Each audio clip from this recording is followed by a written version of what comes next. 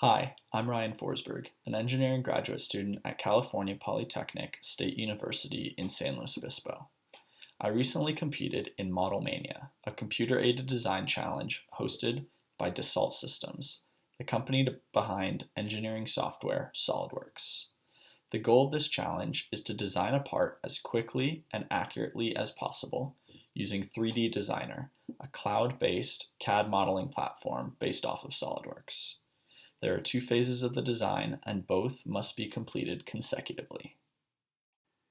This is the first engineering drawing provided for the challenge, which specifies the geometry of the part.